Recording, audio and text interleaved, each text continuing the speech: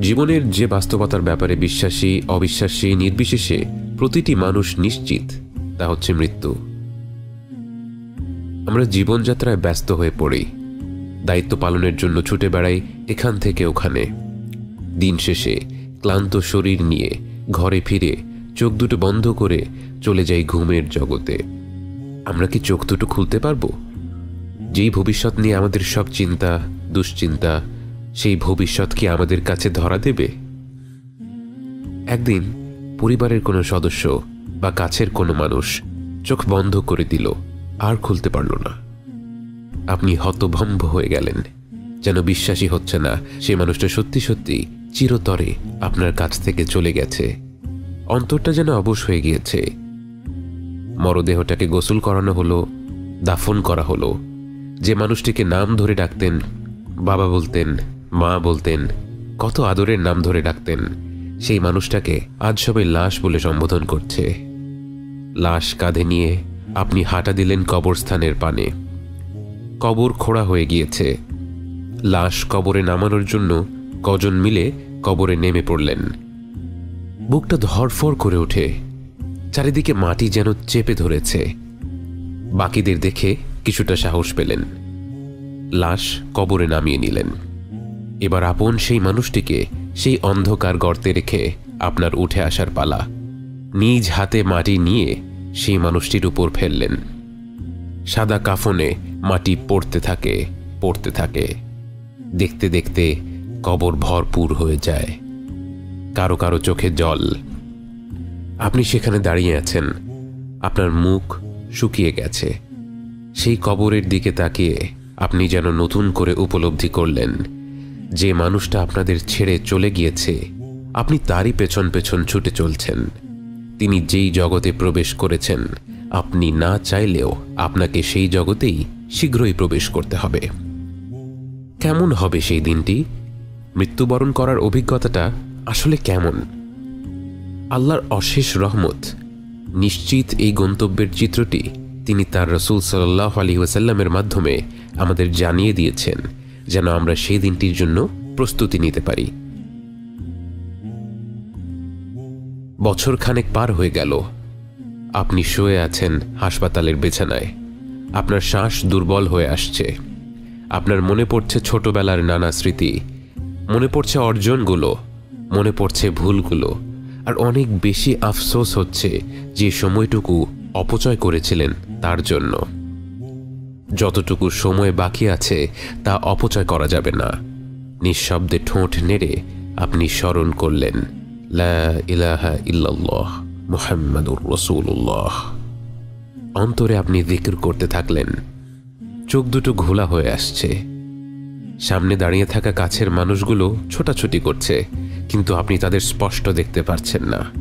বরং চোখের কোণে এক অদ্ভুত আলো ধীরে ধীরে পরিষ্কার হতে লাগলো। কি সুন্দর সেই আলো, মনোরম, চোখ জুড়িয়ে যাচ্ছে। এই আলো ওরা আগে জ্বেলে দিল না কেন? ধীরে ধীরে আপনার নাকে ভেসে আসলো এক নতুন ঘ্রাণ। এটা কি ফুলের ঘ্রাণ নাকি কোনো সুগন্ধি? এক অদ্ভুত ভালো লাগা আপনার মধ্যে ছড়িয়ে পড়ছে এবং আপনার সব শারীরিক কষ্ট দূর হয়ে যাচ্ছে। এরপর আপনাকে পুরোপুরি চমকে দিয়ে একদল মানুষ আপনার দিকে ভেসে আসে। কিন্তু কই, ওরা তো মানুষ না। তাদের মুখগুলো এত উজ্জ্বল যেন সূর্যকেও হার মানায়। আপনার মনে পড়ে গেল রাসূল সাল্লাল্লাহু আলাইহি ওয়াসাল্লামের সেই হাদিস, এবং আপনি বুঝতে পারলেন এরাই হচ্ছে সেই ফেরেশতাদের দল যারা আপনাকে আপনার নতুন জগতে স্বাগত জানাতে এসেছে। কিছুক্ষণের মধ্যেই যেন পুরো ঘরটা ফেরেশতার নূর দিয়ে ভরে গেল। আপনি যেদিকেই তাকাচ্ছেন শুধু অগণিত ফেরেশতা ছাড়া আর কিছুই দেখতে পাচ্ছেন না। এরপর একজন ফেরেশতা আপনার একদম কাছে এগিয়ে আসে। আপনি বুঝতে পারেন তিনিই হচ্ছেন মালাকুল মউত, মৃত্যুর ফেরেশতা। তিনি আপনার মাথার কাছে এসে অত্যন্ত শ্রদ্ধা ভরা কণ্ঠে বলেন, হে পবিত্র আত্মা, আল্লাহর ক্ষমার জগতে, আল্লাহর সন্তুষ্টির জগতে বেরিয়ে আসো। আপনি যেন এই আহ্বানের অপেক্ষাই করছিলেন জন্ম থেকে।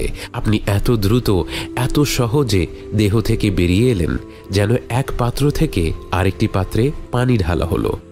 এবং ফেরেশতাদের উচ্ছ্বাস দেখে আপনার মনে পড়ে গেল আপনার সন্তান জন্ম হওয়ার সময়টির কথা।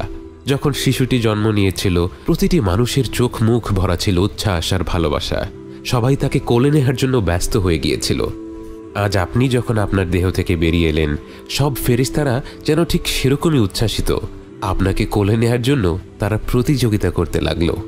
তারা আপনাকে এক স্বর্গীয় কাপড়ে আবরণ করে অপূর্ব সুন্দর সুগন্ধি লাগিয়ে দিয়ে আপনাকে নিয়ে চলল আসমানের পানে।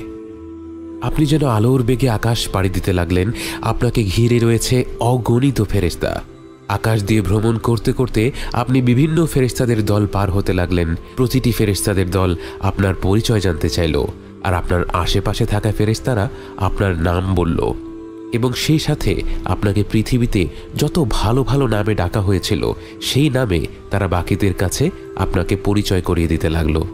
আপনি এমন সব দৃশ্য, এমন সব সৃষ্টি দেখতে লাগলেন যে আল্লাহর প্রশংসা ছাড়া আর কোনো কথাই আপনার মুখে আসছিল না। এই জগৎ এত প্রকাণ্ড, এত বিচিত্র। পৃথিবীতে থাকতে যেটাকে আপনি আধুনিক প্রযুক্তি ভেবেছিলেন, সেই আধুনিক প্রযুক্তি তো এ জগতের অনুপরিমাণ বাস্তবতাও কখনো তুলে ধরতে পারেনি। ভাষা হারিয়ে নিস্তব্ধ হয়ে আপনি সব দেখতে লাগলেন, এবং অবশেষে আপনাকে নিয়ে ফেরেশতারা পৌঁছে যায় সপ্তম আসমানের দ্বার প্রান্তে। এরপর আপনার অন্তর যেন কেঁপে উঠল, কারণ আপনি সারা জীবন যেই সত্তার কাছে আপনার মনের সব আকাঙ্ক্ষাগুলো বলে এসেছিলেন, যে সত্তা তার অসীম রহমত এবং ভালোবাসার মাধ্যমে আপনার সাথে কথা বলেছিল, আজ সেই মহান রব্বুল আলামিনের কণ্ঠ আপনি সরাসরি শুনতে পেলেন। এবং তিনি আপনার প্রশংসা করে অসীম মমতা ভরা কণ্ঠে বললেন, আমার আব্দের বই ইল্লিয়িনে উঠিয়ে রাখো আর তাকে পৃথিবীতে ফিরিয়ে নাও। আমি তাকে মাটি থেকে সৃষ্টি করেছি এবং তাকে মাটিতেই ফিরিয়ে দিচ্ছি, এবং একদিন তাকে আবারও সেই মাটি থেকেই বের করে আনব। আল্লাহর কণ্ঠ শুনে আপনার মতো পাপী বান্দার প্রতি তার যে দয়া এবং ভালোবাসা সুস্পষ্ট প্রকাশ পেল, তা শুনে আপনার পুরো সত্তা যেন অপার উল্লাসে আলোকিত হয়ে উঠল।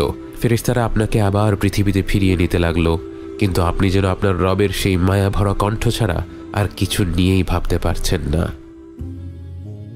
অবশেষে আপনি ফিরে এলেন দুনিয়াতে এবং দেখলেন আপনার মরদেহ ততক্ষণে কবরে শুয়ে দেয়া হয়েছে।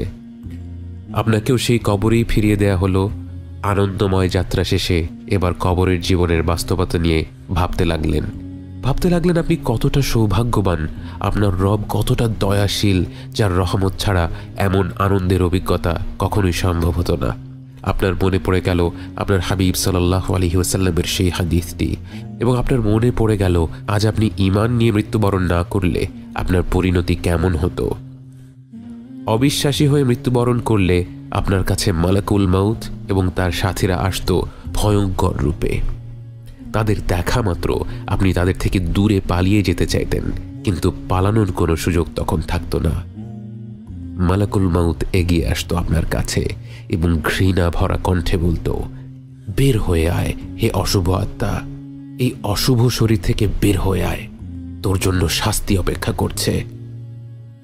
এবং এমন ভয়ানক কণ্ঠ হতো যে সে শাস্তির কথা না বললেও আপনার আত্মা বের হতে চাইতো না।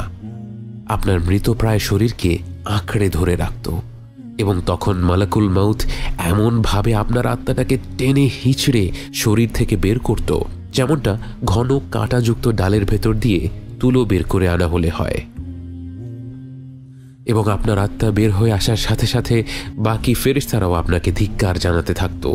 আপনাকে নিয়ে আসমান পাড়ি দেওয়ার সময় যখন প্রথম আসমানের দ্বার প্রান্তে পৌঁছতেন, সেই আসমান আপনার জন্য খুলে দেয়া হতো না, এবং আপনি প্রথমবার আল্লাহর কণ্ঠ শুনতে পেতেন, কিন্তু সেই কণ্ঠ হতো রাগান্বিত এক কণ্ঠ, এবং তিনি বলতেন, ওর বই সিজ্জিনে নামিয়ে রাখো। এবং এরপর আপনাকে সেই প্রথম আসমানের দ্বার প্রান্ত থেকে ছুঁড়ে ফেলা হতো আপনার কবরের দিকে। সেই ভয়ঙ্কর পরিণতি আপনার হয়নি। কৃতজ্ঞতায় আপনার অন্তরটা ভরে যায়। আপনি কবরের ভেতর থেকে শুনতে পান আপনার কাছের মানুষেরা মাটি দেয়া শেষ করে ধীরে ধীরে চলে যায়।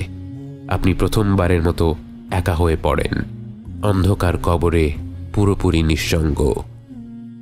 এবং তখনই আপনাকে উঠিয়ে বসানো হয় এবং আপনার সাথে সাক্ষাৎ করতে আসে দেখতে ভয়ঙ্কর দুজন ফেরেশতা। তাদের দেখে ভয় লাগলেও আপনি জানতেন মুনকার আর নাকির আসবেই। আপনি জানতেন এখন প্রশ্নোত্তরের পালা, এবং ঠিক মতো জবাব দিতে পারলে আপনার আর কোনো ভয় নেই।